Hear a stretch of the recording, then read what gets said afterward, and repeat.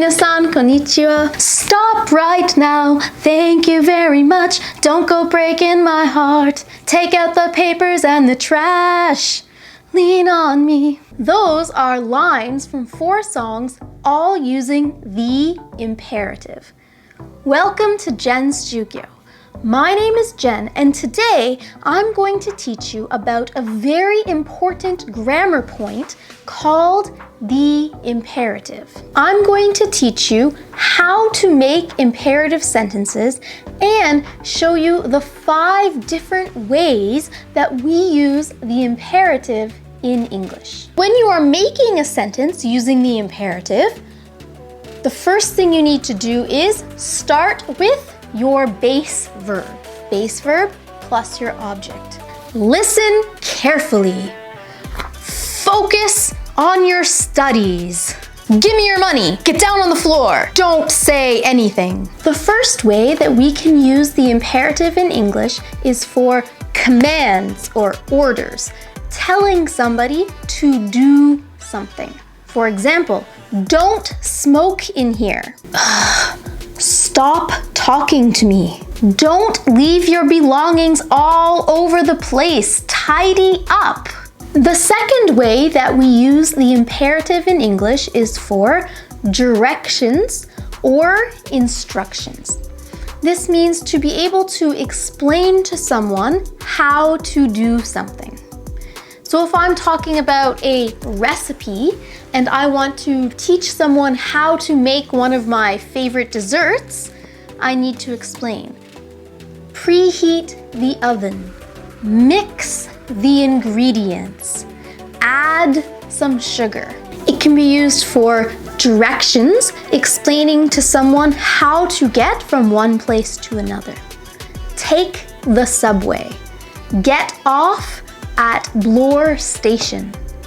Walk 2 blocks south. Basically, it's used to explain to someone how to do something. How to do laundry. Separate your clothes. Put the soap in the washing machine. The third way that we can use imperatives in English is to give somebody a warning or some advice. Be careful! Don't trip! Don't swim too soon after eating. Wash your hands before you eat. The fourth way that we usually use the imperative is to make requests. It is very important to use please with the imperative when you are making requests. You can put please at the very beginning of the imperative or at the very end. Please help me. Help me, please. Please, let me know what you think. Let me know what you think, please. Please pass the salt. Pass the salt, please. The 5th and final way that we can use the imperative in English is for informal invitations. You're inviting or asking someone to join you for some kind of event. We also tend to use the word please when we're using imperatives this way as well, but it's not necessary. For example, come to my party, or please come to my party. Visit me anytime. Please visit me anytime. Please don't hesitate to ask for my help. Don't hesitate to ask for my help. Those are the 5 ways that we use the imperative in English.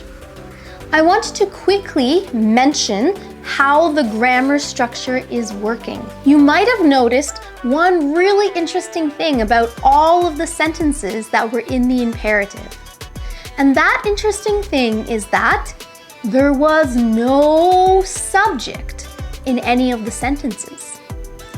When you use the imperative, the subject is the person you are talking to, but we don't need to say you. You walk 2 blocks. You come to my party. It's unnecessary and will sound completely strange and unnatural if you are adding you in front of the imperative. When you use the imperative, The subject is the person who you are talking to. If there is a room with many people and you want to specifically talk to just one person out of the many people, then it might be necessary to add that person's name in front of the imperative so they know that you're talking to them, not to everybody in the room. And in that situation, you can say the person's name in front of the imperative. If you are writing, put a comma after the person's name. For example, as a teacher, maybe there's a classroom full of students and I want just John to answer the question. So I'm not going to look at the whole class and say, answer the question, please answer the question.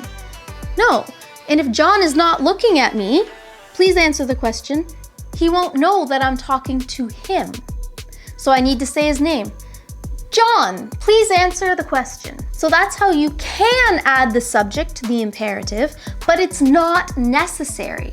In all of my examples that I mentioned earlier in the lesson, there was no subject because the subject is the person or people who you are talking to. For some of the examples, you could hear negative imperatives.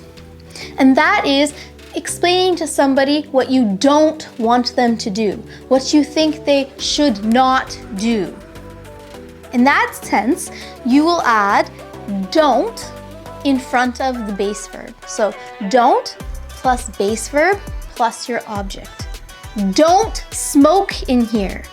Don't look at me like that. Don't come any closer. A final point about the imperative is that it is used to speak to one person, you, or a group of people, you.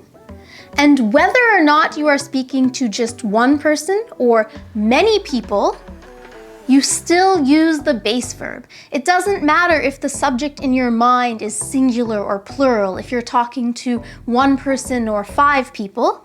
Always use the base verb. You don't have to worry about subject-verb agreement, which makes creating imperative sentences a lot easier than just simple present sentences, right? So today, you learned how to make imperative sentences. Base verb plus object, or don't plus base verb plus object. You also learned the 5 ways that we use the imperative in English. Commands and orders, instructions, directions, advice or warnings, informal requests, and informal invitations. Use please for the last 2. I hope that you can use all of the information from today's lesson to improve your English and communicate more smoothly. And now it's time for Question of the Day. Today's question is, please tell me how to make your favorite food. Using imperative sentences, please give me the directions or instructions that I would need to create your favorite food. Let me know in the comments below. Thank you so much for watching this video. If you found it useful, please subscribe to Jen's Jyugyou and give this video a thumbs up. Both of those sentences are imperatives too. Please subscribe, my request. Please give this video a thumbs up. Imperatives are important, so please try using them in your English. Mina, benkyo, ganbatte ne! Ja ne!